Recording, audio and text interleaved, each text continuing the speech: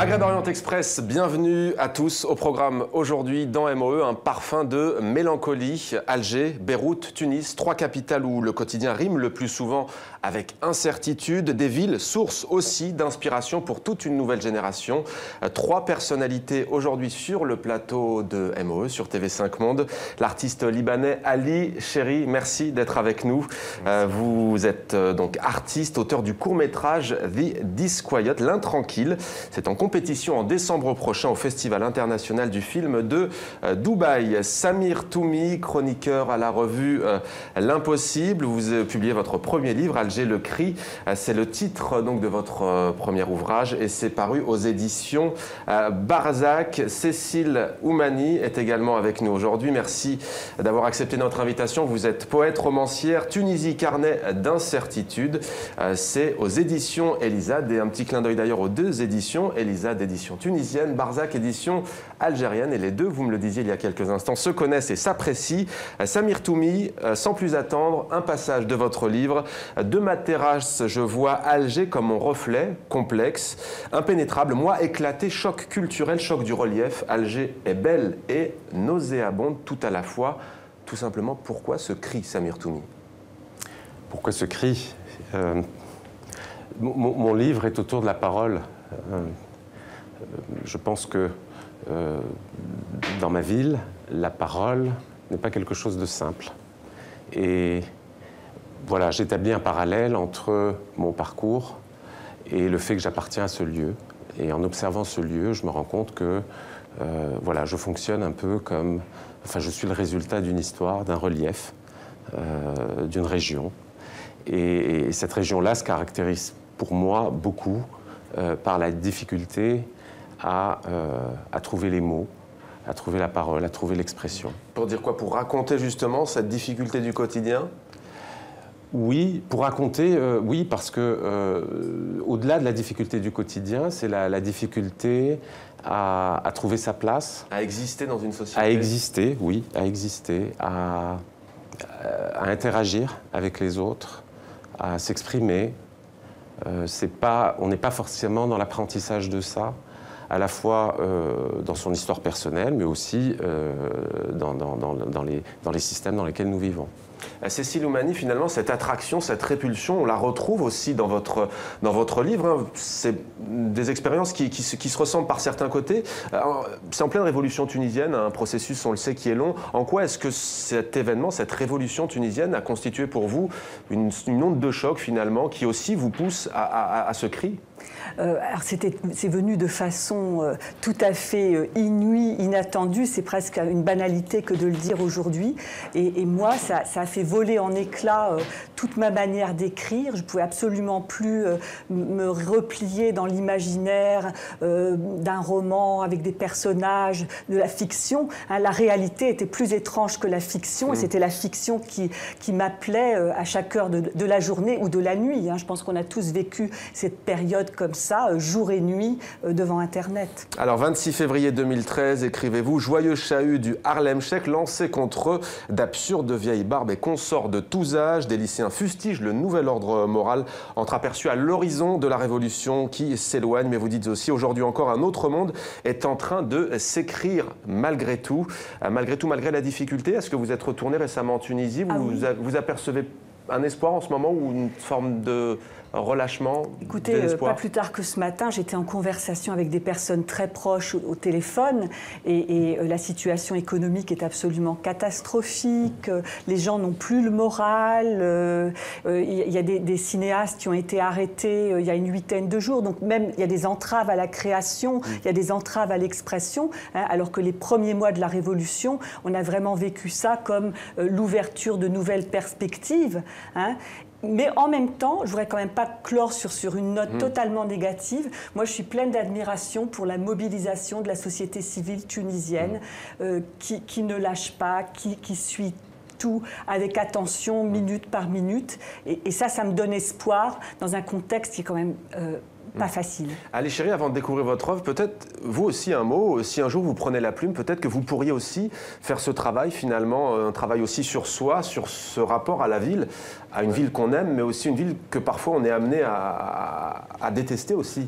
Oui, je crois que ce rapport un peu toujours ambigu avec les villes, je parle du monde arabe qu'on a, c'est aussi à cause de l'histoire récente, de tout ce qui est en train de se passer. Donc, je trouve beaucoup d'échos de ce qui est en train de se dire ici, dans mon travail que j'avais fait avant et dans le travail que vous continuez à réaliser aujourd'hui. Exactement. Alors, The Disquiet, l'intranquille, un court-métrage donc présenté, on va dire, comme une enquête sur l'histoire finalement des tremblements de terre au Liban. Hein, c'est un peu l'idée. Vous explorez les représentations contemporaines de la catastrophe. Ça peut être l'effondrement d'un pont, ça peut être aussi la chute d'un empire. Regardez.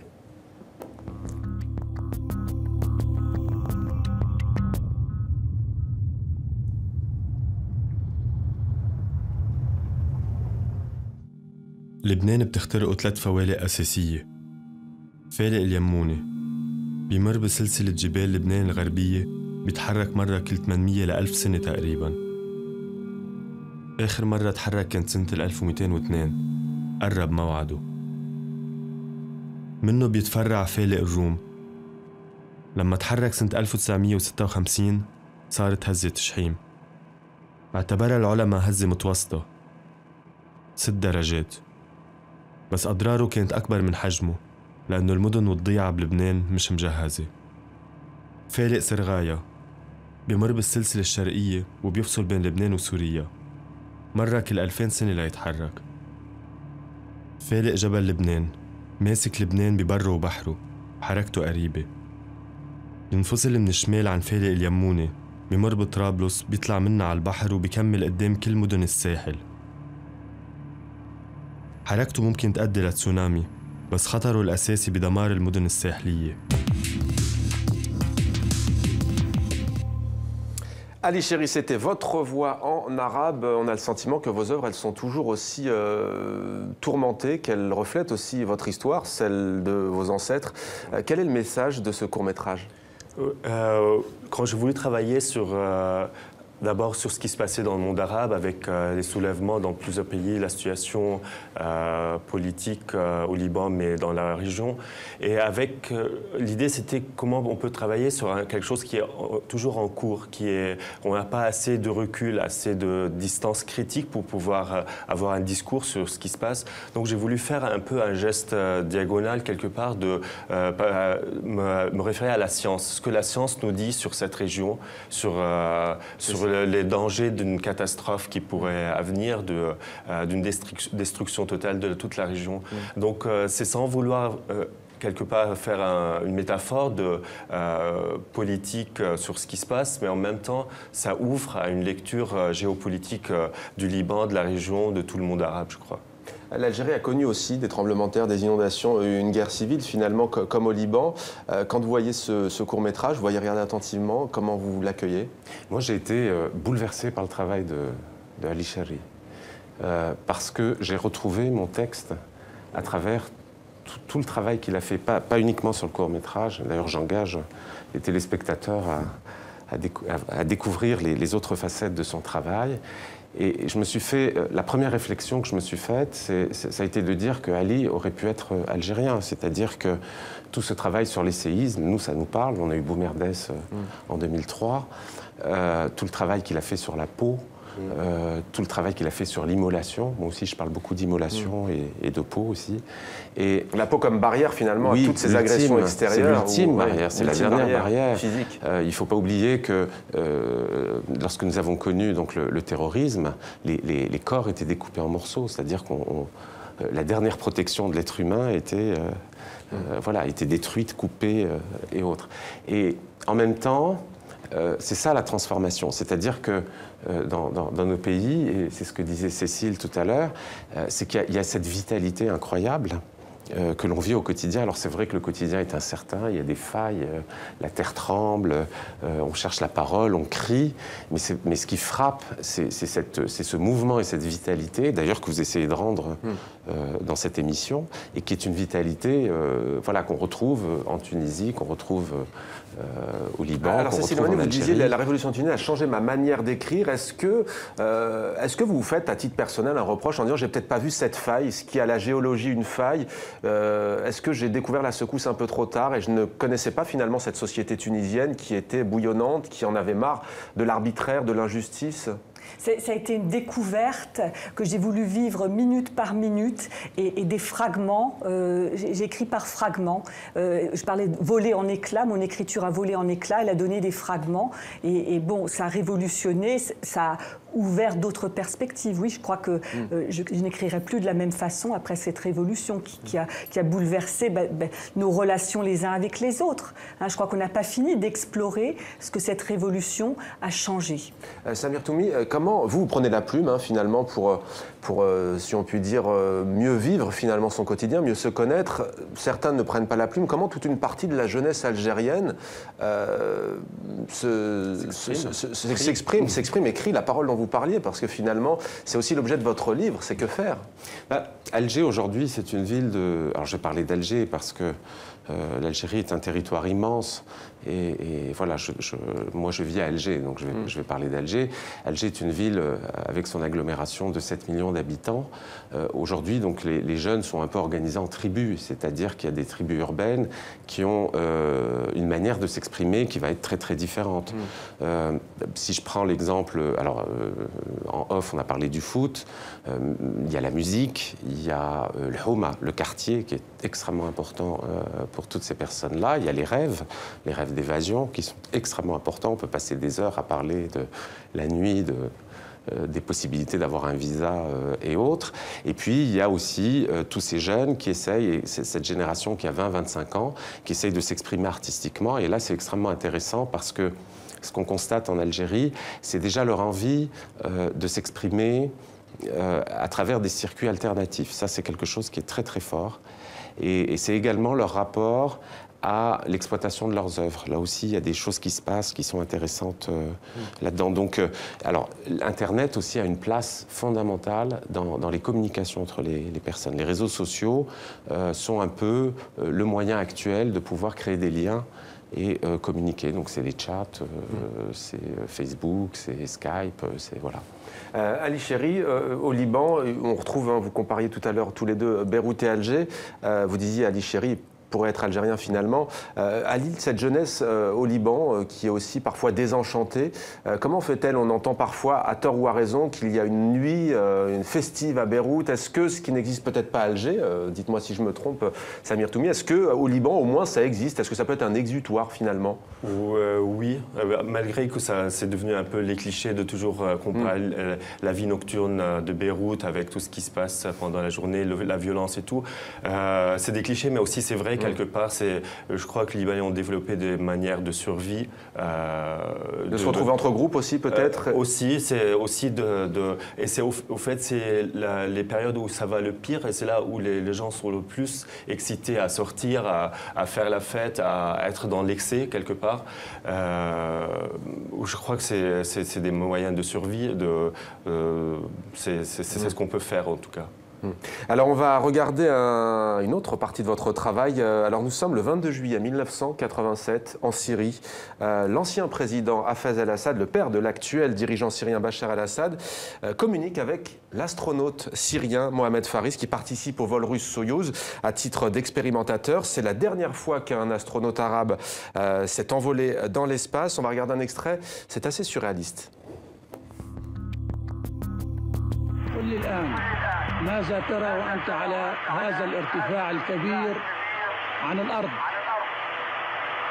سيدي الرئيس، إنني مسرور جدا وسعيد جدا لأنني أرى بلدي الحبيب، أراه رائعا جميلا كما هو في الحقيقة.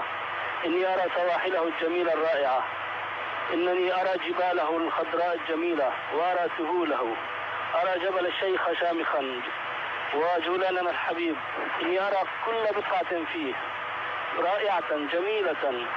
إنني جدا سعيد لهذه المشاهدة.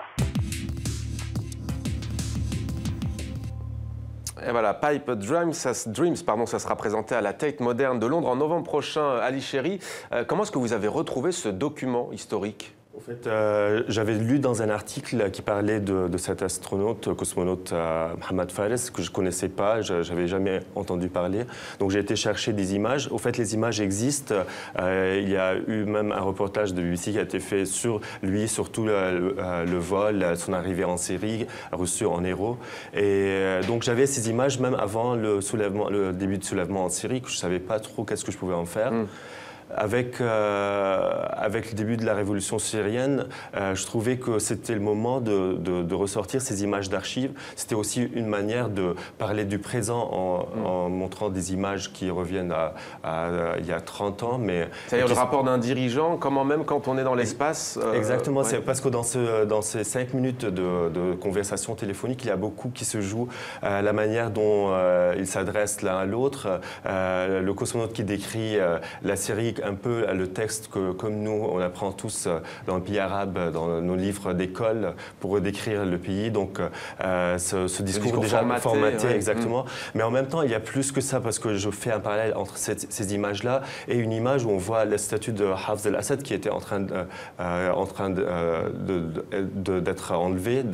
Au fait, c'était le début du soulèvement où c'était le gouvernement lui-même en train d'enlever les statues pour que ça ne soit pas détruite, pour que les donc on ne voit pas dans les médias d'image un jour de statues de Hafez el-Assad qui sont les premiers signes... Comme Saddam Hussein à l'époque. Exactement, c'est les premiers signes de la fin d'un régime, c'est les images de statues détruites. Renoncer au symbole finalement pour mieux garder la main. Exactement, et pour garder l'image, c'est-à-dire l'image prend plus de force devant la présence du symbole sur le terrain. Et ça, je trouvais, c'est un moment très important qui ne décrit pas juste le régime syrien, mais beaucoup d'autres régimes totalitaires, la manière de leur relation du pouvoir, la construction du pouvoir. Et d'ailleurs, qui nous rappelle qu'à l'époque, c'était un enjeu, et ça l'est toujours, l'espace, un enjeu à l'Ichérie géopolitique, puisque Hafez el-Assad l'a fait, d'autres dirigeants occidentaux l'ont fait. Bien sûr, bien sûr. Donc, c'était juste un parallèle entre deux moments de l'histoire de la Syrie. On peut dire un moment de gloire pour Hafez el-Assad dans son bureau, parler en direct, qui était transmis en direct sur toutes les chaînes de télévision, et le début de la fin du régime, peut-être à voir ce qui va se passer. Cécile Lemani, quand vous voyez cette œuvre, c'est assez surréaliste, non, comme scène? Alors, Ali Chéri m'en a parlé tout à l'heure. Moi, j'ai vu The Disquiet. Je n'ai pas eu accès à cet autre film et j'ai très envie de le voir. Moi, j'ai énormément aimé The Disquiet. J'ai trouvé qu'il y avait effectivement plein d'entrées dans ce film, une dimension philosophique, une écriture poétique qui m'a énormément touchée. Mais le mythe d'un pays où... Allez-y, Ali Chéri. Je voulais juste revenir sur quelque chose que vous disiez, sur l'idée de fragments, que je trouve c'est très intéressant que vous écrivez maintenant en fragments, parce que je trouve l'idée de travailler aussi sur la catastrophe, c'est que la catastrophe nous laisse à la fin avec que des débris, des fragments, de la poussière, mais en même temps c'est un moment de clarté. Donc revenir à des images un peu morcelées, un peu comme ça, en petits bouts, je crois que parfois c'est plus clair que d'avoir une image complète, un récit, un discours un peu narratif. Et lisse, C'est à la fois destruction et recomposition d'un monde à venir. Sur le rapport, ce discours formaté, etc., est-ce que finalement les sociétés, les citoyens ne l'ont pas eux-mêmes? Est-ce qu'il n'y a pas, y compris un côté schizophrène? On voit beaucoup d'Algériens parfois être très durs avec leur pays, critiqués, non sans dérision, non sans humour noir, et puis finalement, à la fin, pour dire, mais malgré tout, vive l'Algérie, finalement. C'est ce qu'on trouve un peu dans votre livre, finalement, cette attraction-répulsion. Oui, mais je crois que ça va au-delà de tout ça. Ce qui est intéressant dans ce qui se passe, c'est que les sociétés arabes sont à des années-lumière de leur système. Et c'est ce qui fait qu'effectivement, tout a l'air fragmenté, tout a l'air déconstruit. Et c'est pour ça que je pense qu'on écrit comme ça. Moi-même, il n'y a pas d'histoire dans mon texte et je ne suis pas capable, effectivement, je n'ai pas envie de raconter forcément une histoire en ce moment. Mais comment dirais-je? Voilà, c'est toute cette complexité, ce chaos qui est intéressant et qui montre effectivement le cheminement de quelque chose qui est en train de s'inventer, avec des tiraillements forcément, parce qu'il y a des modèles préétablis, lisses, que ce soit des modèles occidentaux ou des modèles de société, j'allais dire, plus traditionnalistes, islamistes, etc. Mais je crois que, voilà, je pense que ça fragmente parce que c'est au milieu qu'il va falloir construire quelque chose et qu'on est qu'au début de ce mouvement de fond. Que pourrait l'art et la culture, justement, vous en parliez tout à l'heure, une révolution est en cours, vous disiez, créatrice. Qu'est-ce qu'il faudrait pour qu'Alger prenne une autre dimension d'un point de vue culturel? Je pense que c'est une affaire de temps parce que en Algérie, la culture, je l'apparente un peu à l'iceberg. Et c'est assez intéressant parce que aujourd'hui, les organismes officiels dépensent de l'argent. Il y a des festivals, il y a des choses comme ça qui se mettent en place. Celui de la bande dessinée vient de se terminer d'ailleurs. Voilà. Mais ce qui est intéressant, c'est qu'en dessous, c'est-à-dire c'est comme un iceberg, c'est-à-dire que dans la partie qu'on ne voit pas, il y a énormément de mouvements, il y a quelque chose de foisonnant, de bouillonnant qui se crée et de manière alternative. Et donc il y a une espèce de mouvement de mise en place d'action culturelle un peu dans l'officiel. Et en parallèle, il y a tout un bouillonnement de choses qui se font, mais à côté. Et donc, cette récupération ne se fait pas parce que tout ça, ce sont deux mouvements parallèles qui se... Il y a une frontière là pour le coup. Et c'est très intéressant. Ali Chéri, Beyrouth, parmi les 12 villes culturelles du futur, c'est le choix de l'Art Cities of the Future. Souvent, quand on parle du Liban, on parlait tout à l'heure des clichés, c'est souvent pour parler des violences, des attentats, voire effectivement, non sans caricature de son art culinaire, même si tout le monde connaît le taboulé et le hummus, mais ça vous fait sourire. Est-ce que de ses mérites touristiques aussi, finalement, comment vous avez accueilli, vous, cette donnée? Vous êtes d'ailleurs cité dans cet ouvrage de référence, quand même, ça vous a touché? Oui, bien sûr. En tout cas, c'est quelque part des spéculations sur des villes à venir où le culture va se passer, les activités culturelles intéressantes pourront se passer. Donc, The place to be, la place où il faudrait, oui, mais c'est ça? après, il faut voir si c'est vrai ou pas. Mais je trouve, en tout cas, il y a une génération d'après-guerre d'artistes il y a la génération qui sont avant moi, puis ma génération, où l'utilisation de la culture, c'était quelque part quelque chose de nécessité, un des seuls espaces de liberté, peut-être aussi. Pour combler à une absence de discussion sur le niveau politique qui soit intéressant. Donc c'est venu parce qu'il y avait un vide quelque part de penser la guerre, l'histoire contemporaine du Liban. Et donc je ne sais pas si ça va vraiment être... l'avenir réserve. Oui, l'enjeu dans nos pays, il est éminemment culturel. Alors là aussi, il faudra veiller aussi à ce que cette culture qui est en train d'émerger de manière fragmentée, chaotique, ne soit pas récupérée, ne devienne pas un produit, ne devienne pas quelque chose qui soit... Oui, c'est aussi une autre manière de lisser les choses. Voir un objet de fierté nationale, comme on parlait de l'espace. Oui, puis le marché aussi, qui peut aussi lisser les choses, en faire quelque chose. Cécile Oumani, vous êtes née à Namur, vous avez vécu au Canada, vous êtes aujourd'hui très attirée par la Tunisie. Est-ce que c'est en Méditerranée que ça se passe, que ça va se passer? On évoque l'aspect culturel, par exemple. Vous y croyez, vous? Ah oui, moi j'y crois. Le monde voit différemment la Méditerranée depuis ces soulèvements? Moi je le crois. Comme je disais tout à l'heure, il y a des choses extrêmement incertaines, extrêmement difficiles, même déprimantes pour les gens qui sont sur place en ce moment. Mais il y a une capacité de résilience qui est fascinante. Et justement, vous parliez de la culture. Si on voit qu'il y a des cinéastes qui ont été arrêtés il y a quelques jours, il y avait eu une attaque en juin contre une galerie d'art à la Marsa, eh bien c'est justement parce que l'art peut dire tant de choses. L'art fait peur, et quelque chose qui fait peur, on essaye de l'entraver. Merci beaucoup Cécile Oumani. Je rappelle le titre de votre livre Tunisie, Carnet d'incertitude, édition Elisade, édition tunisienne, et puis Barzac, édition algérienne, qui publie Samir Toumi, votre premier livre Alger, Le Cri. Merci beaucoup également à vous, Ali Chéri, d'avoir été avec nous. Cécile Oumani, vous vouliez ajouter? Merci. Non, je voulais vous remercier. Eh bien, c'est un plaisir. On suivra bien entendu vos actualités respectives dans un futur proche. Peut-être que Beyrouth sera finalement la capitale culturelle des 10 prochaines années, on va dire, Ali Chéri. Avec vous en tête d'affiche, on le souhaite. Merci beaucoup à tous les trois, merci à vous tous qui nous suivez chaque dimanche, très bientôt d'ailleurs au Canada, à partir du 27 octobre, ce sera à midi heure de Montréal. On se retrouve quant à nous dans une semaine très exactement pour un nouveau numéro. D'ici là, on attend vos réactions, vos commentaires sur les réseaux sociaux, Facebook et Twitter. À très vite sur TV5 Monde.